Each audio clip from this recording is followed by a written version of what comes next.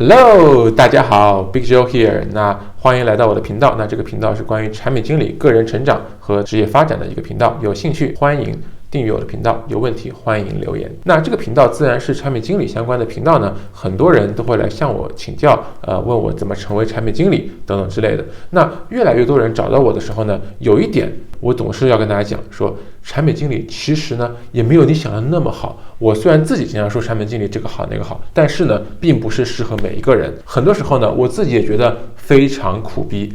所以今天呢，我要讲几个关于产品经理的苦逼之处，然后呢，这样你就会有一个相对来说比较全面的一个认识，才知道哦，它有好的地方，但是它也有它苦逼的地方，来看这个事情是不是真的适合你做，然后呢，是不是真的让你值得去付出。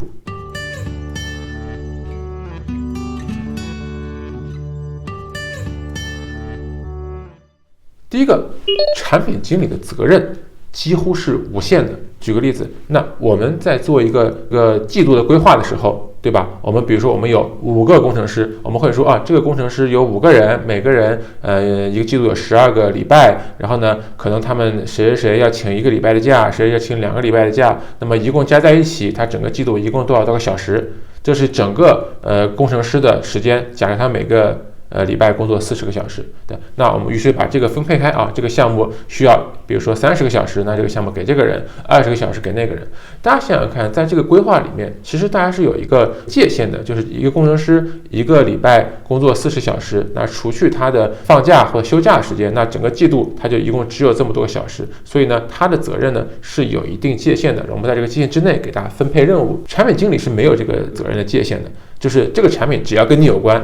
不管是什么时间，不管是多是少的事，反正是你的，只要跟你有关就是你的。所以没有人说哦，产品经理你只有多少小时，你只有多少小时，所以怎么样，你只能做这么多。产品经理没有这个说法的，所以产品经理的责任几乎是无限的，这是第一个。第二个是产品经理的硬技能啊，随着你成为产品经理，你的硬技能可以说是越来越少，越来越少。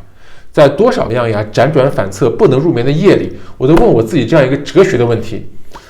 我到底会什么？我会编程吗？那跟工程师比起来，我水都不行啊！我会做设计吗？完全不会啊！他靠设计师啊！我会做分析吗？那哪有人家数据分析师，哪有人家数据科学家懂得多呀？对吧？那我到底会什么呀？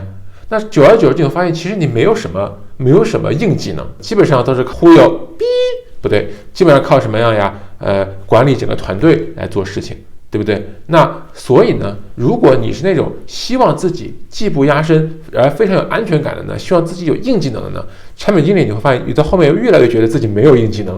那这个呢，是不是适合每一个人呢？不一定。所以呢，这是一个需要你考虑的地方，越来越没有硬技能。第三个，产品经理将会面对大量的人际冲突，因为以前讲过，产品经理他本人是没有一个权利去管理各个不同的职位的人的，因为这些人都不是汇报给他的，他只能靠自己的怎么样影响力让别人来做事情。那意味着什么呢？你要推动别人做事的时候，别人可以不跟你合作。那因此呢，要么呢就是你要用各种方法去推动他。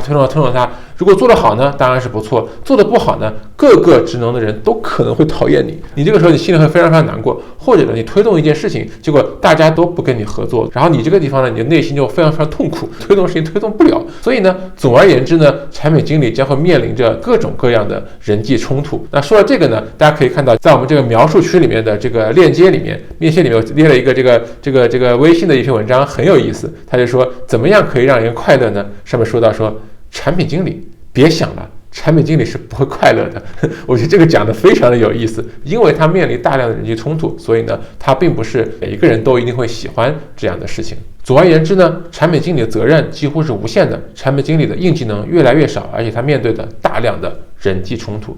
如果呢这些呢你都还觉得是不错的，都能接受，那么怎么样？说明你是对产品经理是真爱呀，真爱粉。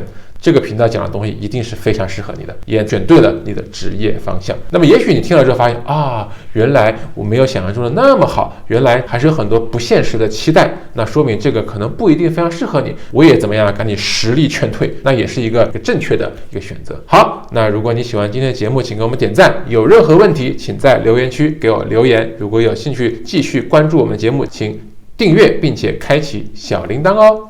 好。好，我们的节目呢是在 YouTube、在哔哩哔哩有我们的视频版的这样一个频道的内容，音频版呢在喜马拉雅。那么欢迎在各个地方来关注我们的以后的节目，拜。